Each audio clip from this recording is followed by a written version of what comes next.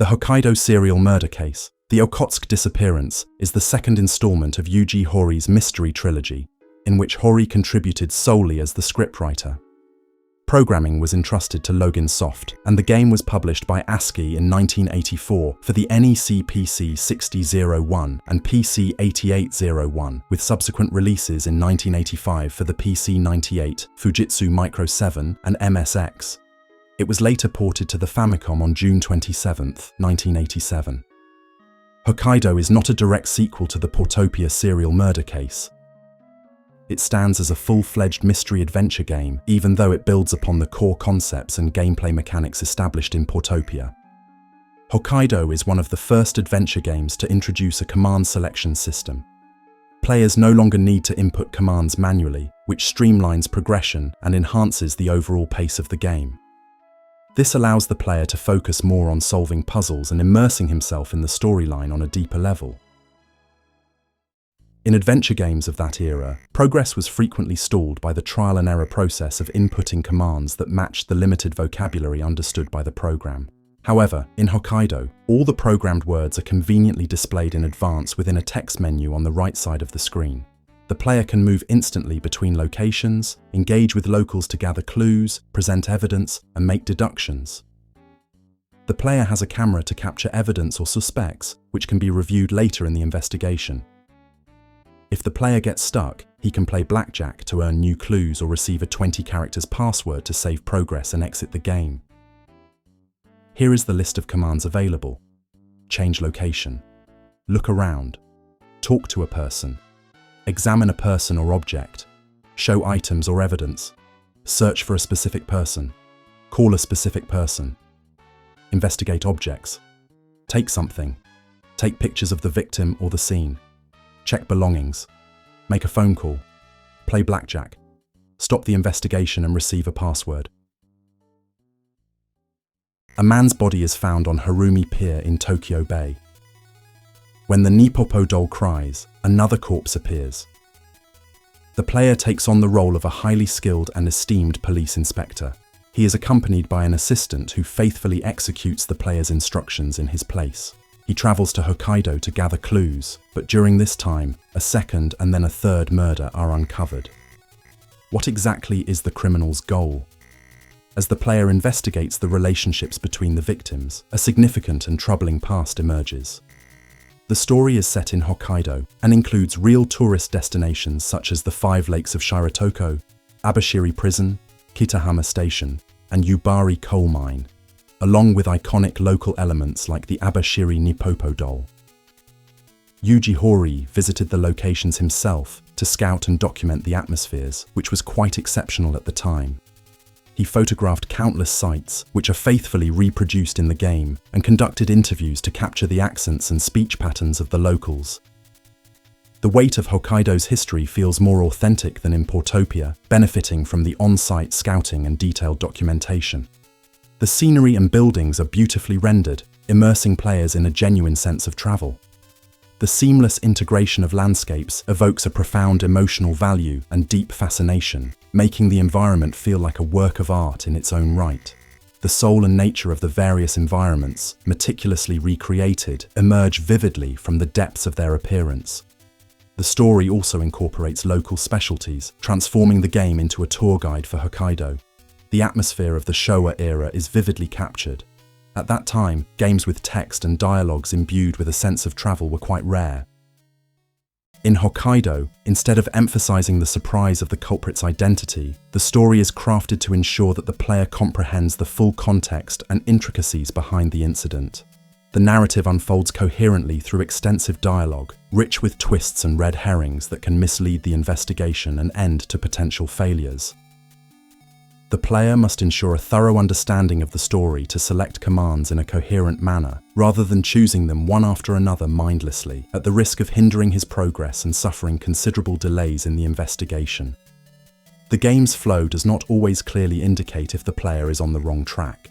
Without realizing it, the player may end up going back and forth for a long time, encountering numerous traps and misunderstandings. The game is designed in such a way that it compels players to make unnecessary choices. As the player delves deeper into the case, the the story takes a dramatic turn and his assigned partner shifts from Kuroki, his assistant in Tokyo, to Shun, his assistant in Hokkaido. The game undergoes several transformations based on the plot, simulating the passage of time through various methods, including enforced time breaks. When the player encounters a dead end in his investigation, he can play blackjack to obtain new clues or to take a break. He must execute a set number of commands to move the investigation forward in time, or he may need to pause his investigation, quit the game, and resume it later to reveal new clues. If he remains in one location for too long, information will begin to emerge in a different area. He must revisit locations and question suspects repeatedly to uncover new clues, mirroring the dynamic nature of a real investigation where events and interactions evolve over time. As the investigation unfolds, the circle of characters involved and victims expands.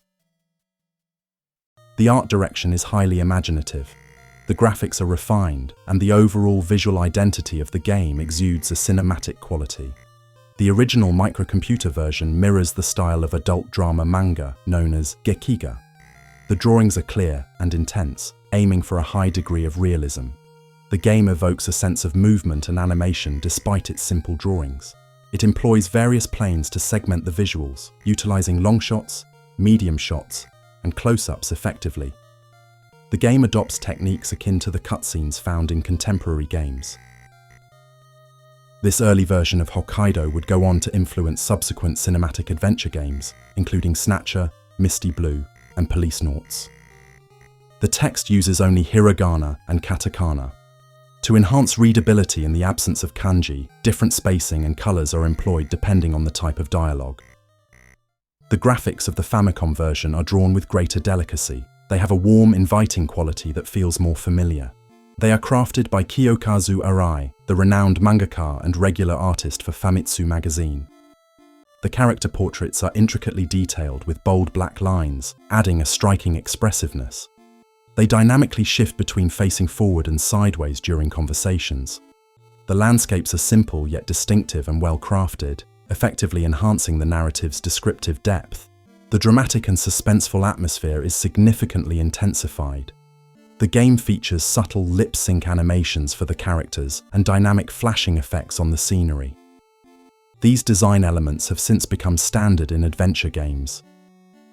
The title screen and logo elegantly transform to reflect the changing seasons.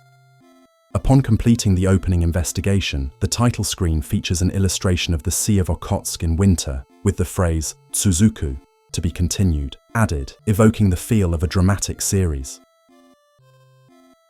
Toshiyuki Ueno, then the lead editor of Famitsu under the pseudonym Gessen Ueno, composed the music for the Famicom version. He also served as the lead programmer for the PC 6001 and MSX versions. The numerous themes are stunning and consistently exude elegance. They are well diversified and perfectly underscore each moment of the adventure and investigation. At times, several themes alternate within the same scene. The sound effects convey a range of emotions through their atmospheric depth. The persistent sound of the plane in the scene resembles the intrusion of wind into the house, suggesting that something ominous has occurred.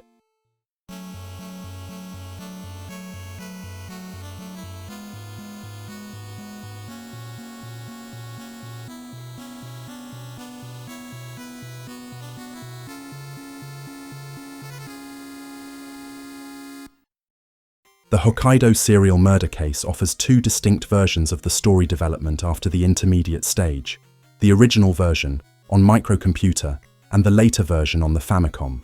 The characters that appear differ between these versions, and the identity of the culprit is not the same.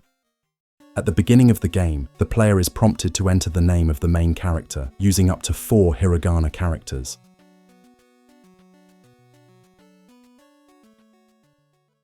A man's corpse is discovered at Harumi Pier in Tokyo Bay. The player is accompanied by his assistant, Goro Kuroki, a young and slightly eccentric investigator from Tokyo. Together, they head to the crime scene. Mr. Takano, a warehouse company employee who lives near Harumi, was the first person to discover the corpse. At this point, the victim's identity remains unknown. The player finds a note in the corpse's pocket with a phone number scribbled on it. The number leads to Le Blanc Café, a hostess bar located in Takadanobaba.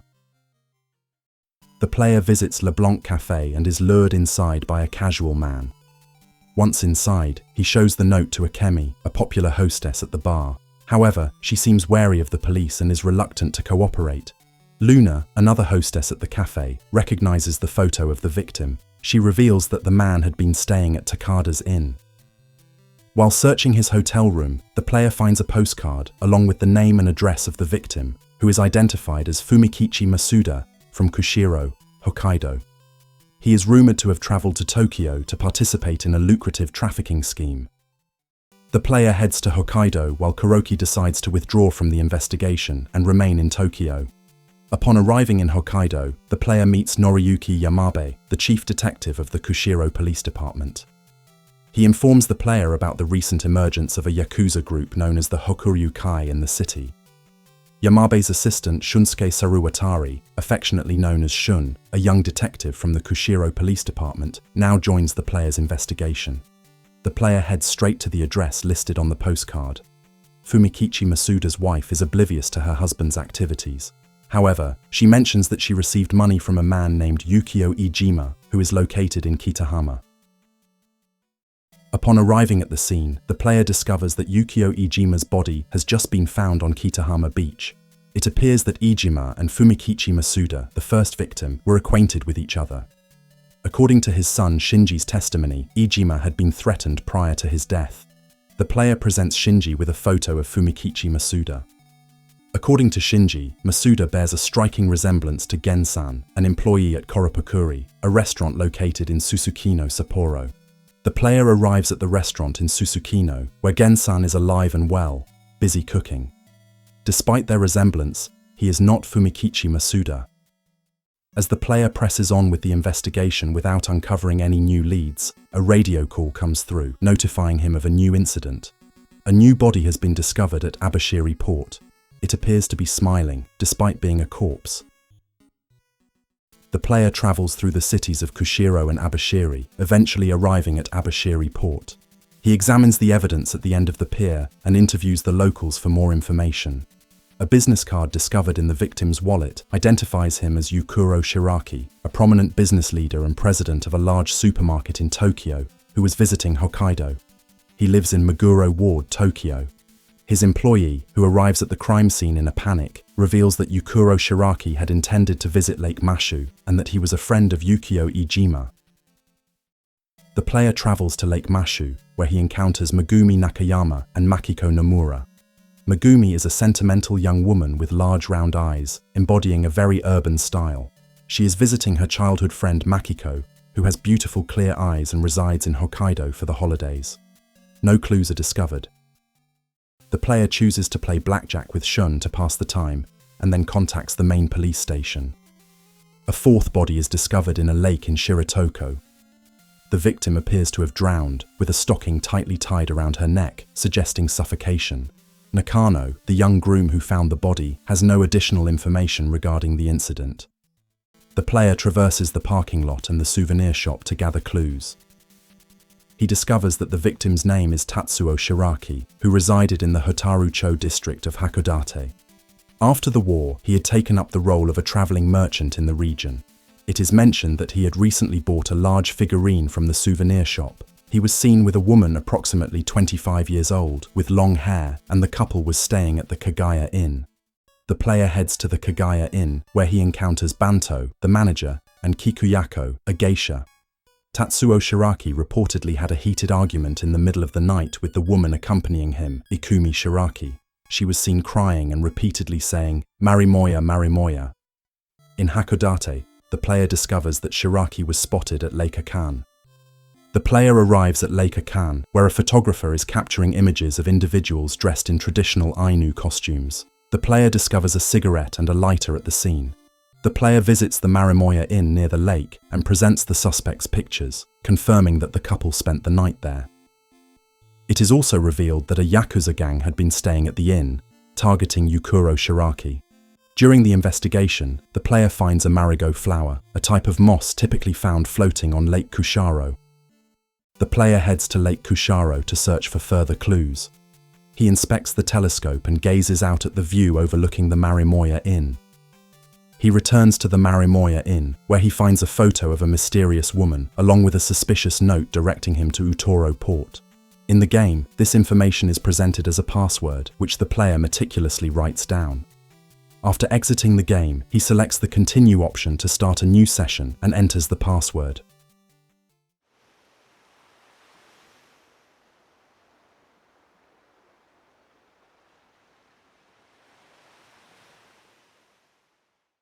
A sailor from Utoro Port informs the player that the woman who was with Shiraki went alone to the Todawara viewpoint on the Notsuke Peninsula, a location reminiscent of a tree cemetery. The player arrives at the Todawara viewpoint and discovers the woman collapsed on the ground. She eventually regains consciousness at the police hospital. In her statements, she claims that Shiraki is not her real name. Her true identity is Tokuko Ono. She confesses that the body found at the Shiratoko Lakes belongs to her lover, Kunio Imochi, whom she murdered in a fit of rage after he toyed with her emotions and planned to abandon her. She adopted the name Shiraki to keep her true identity hidden. However, she insists that she has no connection to the other murders. This revelation leaves the investigation at a standstill, bringing the case back to square one. The police analyze Yukuro Shiraki's body and discover that it contains marigo flowers and fresh water, indicating that he had been in a different location before his death, rather than the sea as initially suggested by the crime scene. Shun theorizes that Yukuro Shiraki might have been murdered at Lake Kushiro, where marigo flowers grow, and then his body was subsequently disposed of in Abashiri Harbor. Investigations around Lake Kushiro suggest that Shiraki may have traveled to Wakoto Onsen. At Wakoto Onsen, the player finds a blue-covered notebook listing the names of Yukuro Shiraki, Yukio Iijima, and Kisuke Okumura, all marked with a cross. Additionally, there's a name noted, Hideo Akutsu, an Abashiri MP running for minister, along with a phone number. Megumi appears and mentions that Masuda bears a striking resemblance to her childhood friend Makiko's father. She recalls that Makiko had a younger sister who tragically lost her life in a car accident in Tokyo. The player attempts to take Megumi's bath towel, leading to Shun's disapproval. However, if he remains patient for a few minutes, Megumi eventually removes the towel herself. Is this moment truly relevant to the investigation? The player investigates Makiko's apartment and uncovers a letter postmarked from Monbetsu, written by an individual named Okumura, who could be linked to the incident. The player arrives at Monbetsu Station and discovers that Iijima was a journalist who resided with a man named Kisuke Okumura. From this event, the narrative diverges into two distinct paths: the original version for microcomputers and the Famicom version.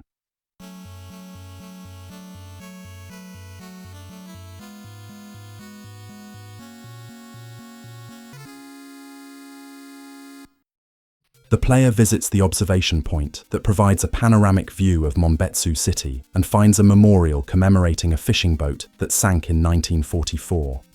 Locals mention that a woman resembling Makiko frequently lays a bouquet of flowers at the memorial. The player visits the Port Authority office and discovers that the sunken boat was the Eifuku Maru, which belonged to Kisuke Okumura. It is reported that the captain and 7 others perished in the incident. The player visits Kisuke Okumura's home, where his wife reveals that her husband committed suicide a week ago while he was out fishing. Prior to his death, he intended to present the police with a Nippopo doll, which is crafted and sold at Abashiri Prison. This particular doll features a peculiar chisel mark under its left eye, giving it a tearful appearance. At Monbetsu Port, the player discovers that the Nippopo doll was crafted at Abashiri Prison by a man named Urata, a former fisherman from the area. It is rumored that Urata was involved in several murders in the past and has since gone missing. The player visits Abashiri Prison and discovers that the Nippopo dolls marked with a tear were consistently finished by Jingoro Urata the day after a murder. Currently serving a life sentence, Jingoro Urata is reluctant to speak at this time. A clerk at Abashiri Station mentions that a young woman purchased a ticket to Kushiro. In Kushiro, the player finds out that Makiko withdrew a substantial amount of money from the bank, which she then gave to Masuda's wife. When the player revisits Makiko's apartment, the guard mentions hearing sounds of a struggle. Upon entering, the player sees that the room has been vandalized, with a photo album lying on the floor. There's a picture of Makiko with her father and older sister. Her father resembles Masuda, but is actually Gensan. Additionally, there's a photo of Makiko alongside Urata. The player goes to Koropokuri, where a panicked restaurant employee reveals that he received a threatening letter meant for Gen-san. The letter warns, "If you fear for your daughter's life, come to the Yubari Chuo coal mine." In Yubari, the player interrogates the owner of an electronics store and learns that a black foreign car is heading toward the coal mine. Equipped with a flashlight, the player enters the mine and finds a shoe that could potentially belong to Makiko. Inside the mine, the layout resembles a maze. As soon as the player steps into the darkness, the entrance shuts behind him, revealing it to be a trap. The player delves deep into the mine.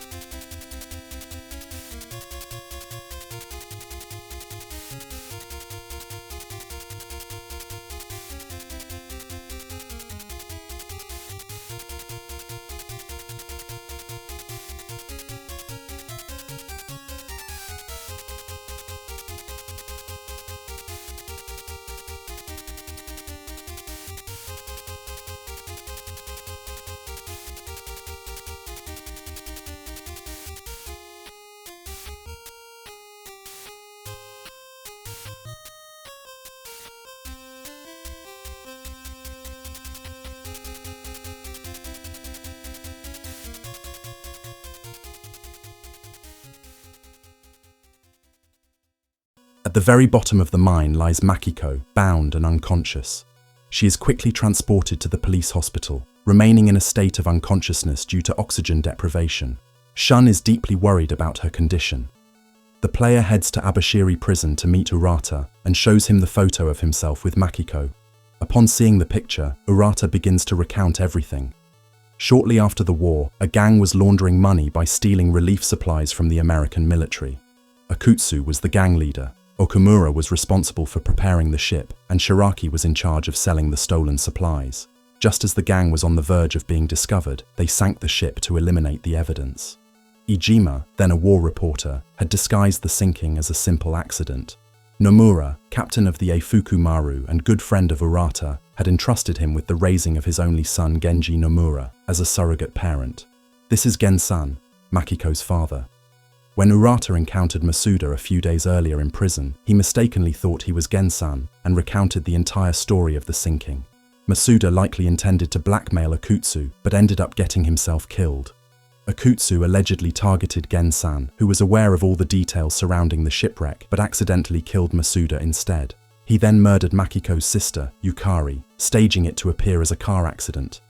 In a bid for vengeance for Yukari's death and to protect Makiko, Gen-san purportedly began eliminating everyone involved in the shipwreck, one by one. Back at the police hospital, Makiko has regained consciousness.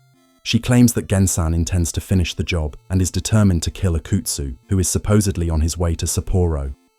Meanwhile, Gen-san has taken a kitchen knife from his restaurant and is making his way to Sapporo station. He is being pursued by the Yakuza Hokuryukai gang. When the player arrives at Sapporo station, Okhotsk is about to disembark from the train that has just arrived. Gen-san, lying in wait, attempts to attack him with his knife, but he is quickly surrounded by the Yakuza. Shun successfully overpowers the Yakuza, leading to a confrontation between Okhotsk and Gen-san. The player manages to immobilize them, ultimately arresting Okhotsk, Gen-san, and the Yakuza members. Gen-san is relieved to hear that Makiko has been found and is safe under the care of the police. After solving the case, the player returns to Tokyo. A month later, he receives a postcard from Shun. The card features a picture of Shun and Makiko in a wedding dress.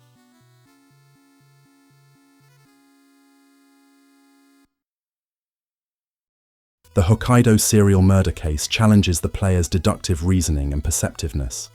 The intricately woven narrative and its development, which pushes the boundaries of mystery, is a masterpiece.